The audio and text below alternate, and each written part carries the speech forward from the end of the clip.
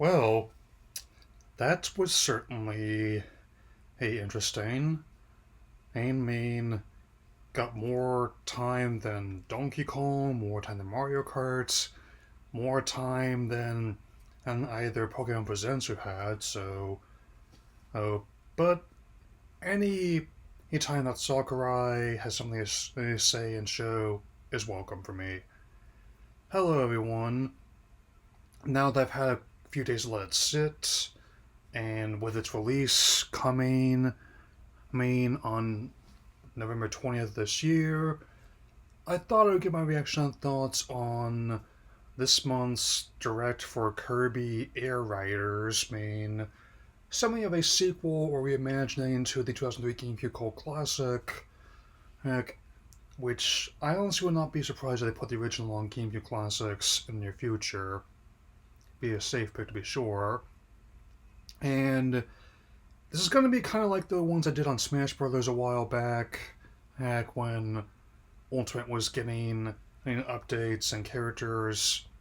And it's actually structured pretty similar to that, with Sakurai being subbed as opposed to getting like ADR'd by someone here in English. So let's begin. I definitely like the new vocal song that is gonna be in this game, and even though I'm not as insistent and by about having voice acting every single game out there, in fact there are instances whether it just be for one mission or an entire game I actually had to mute the voice acting because it gets on my nerves, but a song's welcome, and I would have no problem listening to it once the game is out at all.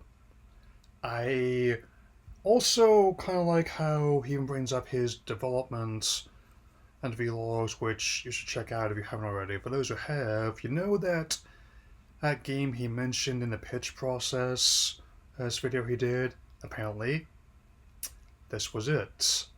And also glad that both Furukawa and Takahashi were on board with the idea. And even though the original GameCube game was simple on its surface, for that reason, may not have gotten the same kind of competitive or pop cultural pedestal that Mario Kart F-Zero did. It definitely has a dedicated fan base, and with that in mind, and they actually managed to find a way to get a competitive element into that. For a lot of racing games, like, of course, you expect from Mario Kart and F-Zero and all that, but do you believe there's a competitive circuit for the cruising games? Do you believe there's a competitive circuit for Nickelodeon Slime Kart Racers? Would you believe there's a competitive circuit for Shrek Super Swamp Kart? Apparently, the reason why it's a plural riders as opposed to just a singular air ride this time around is because while Kirby and his variants may have taken center stage with some brief moments to control Meta Knight and Day to Day, now those two, alongside a host of others, have made the jump to full-fledged playable characters, whereas we also get a handful of adversaries and allies, which also include everyone from Knuckle Joe to Chef Kawasaki riding on his food truck, it seems, and also yet more ride machines too. And apparently now I think that it might be one reason why Bandana Waddle-Dee did not get in Smash, because they were saving him that series for this game. And I'm also be willing to think that other characters in the franchise could come via DLC updates, be they paid or free. So those who are bemoaning the absence of Adelaide from Crystal Shards, I'd advise you not to put down your beret and paintbrush just yet, so there's that.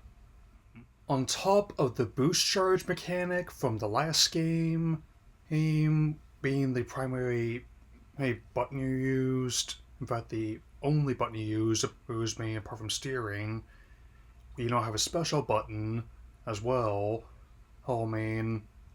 And I'm guessing like the auto accelerate being baked in the gameplay is not as big a deal breaker as it once was, given how Mario Kart has been using that function for a while now, and back when I tried Mario Kart World on Nintendo SF, that was turned on by default. I mean, obviously, when I get the system and the game, I will be using the manual acceleration, but I like how its use approach to weapons and abilities is actually pretty unique here. I mean, and even the revamped modes from the original game actually do overlap a bit with Smash. I mean, with the city trial this time around being similar to who Smash Run in Super Smash Bros. 3D, Super Smash Bros. U, and Ultimate. And I also really enjoy the presence of Magalore, and I can definitely say I appreciate the presence of more writers and course in the future. I mean, and apparently has a lot of same developers that worked on Voicora and Bandai Namco on racing games. Hence why I brought up Cruisin', which definitely I enjoy both in arcades and on console. I mean, reason why Cruisin' Blast was one of my favorite games of 2021, because it wholeheartedly embraced and color palettes of those early installments, basically being a game they would have made in those days if they had technology we do now. Oh, and again, and I think the first game I even had on my Game Boy Advance was Lego Racers 2, which actually got me through a lot. And I also like how the copy abilities is also kind of extend to other racers. There's like Day to Day, and Meta Knights. Be interesting to see how they mix and match. As I was saying, you can play with up to 8 people simultaneously with local multiplayer, and online that doubles to at least 16 people in one race, which also seems to suggest that they will be adding in more riders and machines after launch.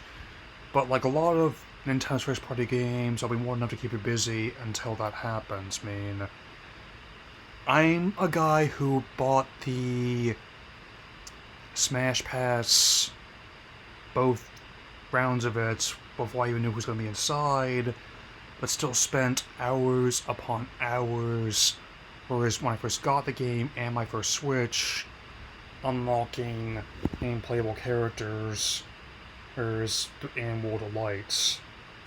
And with that being the case, I think I'll talk about some of the tracks you'll be racing as well. I certainly like the new Sky the most, I would say, of the new courses, and the returning tracks in the first game have gotten quite the glow up. Again, it's come from someone who did not play the original as much as they did Mario Kart Double Dash F-Zero GX, but I can definitely tell that it looks impressive. I mean, with other console manufacturers, both current and previous, saying they've hit a ceiling in terms of realism, I think it's definitely more than okay to go out with style, to really emphasize the things in a video game that you can't do in real life. if, such as ride a warp star into a mushroom, taking a hard turn, exactly like that.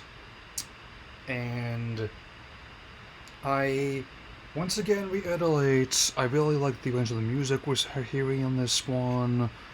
On the Switch 2 definitely has input a lot of sound capabilities based on the previous console, and with a lot of these renditions of, and not just because of how it reminds me a lot of like the World of Light theme, but also what it did for the vocal theme to Forgotten Land, and where, of course, I'll be playing that again on the system. It was one of my favorite games of 2022, and also Clay was pushing this on console's limits, so it'll definitely benefit a lot from the hardware upgrade, I would say. And of course, even as like a racing spin-off, it would not be a Kirby game if the cute pink Star Warrior and those he encounters was balanced out by a villain that's straight up Nightmare Fuel, were the company for the likes of Gygas, among Nintendo's villains. I mean, I still, for the life of me, do not know who or what that giant rider is at the end of the trailer, but I guess we'll find out once the game debuts. It was this November. So, while things for the longest time were quiet about this game, as well as many others, I think it was a pleasant surprise to get more information on this game, especially from Sakurai, and being like the first time and whilst we've seen him. So, even as someone who isn't as enamored with the original game as others, I could definitely see myself enjoying this title, after it debuts this November. Likewise, this also further compounds my belief that, given how we're getting all these other ones like the Indie World, the partner showcases, and even ones like this focus on just a single game, that if I had to guess when the next main direct would be, it would be near the end of this month or near the beginning of next month at the earliest, which, based on the pattern of previous years at least, I definitely appreciate Mario Paint coming to the Super Nintendo Classics, which I think will probably be the best use of the Joy-Con 2's mouse function. And with that in mind, I would not be against a Mario Maker 3 for the anniversary of Super Mario Brothers, based on how much I enjoyed the previous installments, especially if they included good elements to play with from the Lost Levels and Dirty Pampers of Mario 2, and even brought back the amiibo functionalities, and we got a lot more than play with now. Anyway, that's all I say for now, and I'll see you all again soon, so take care everyone.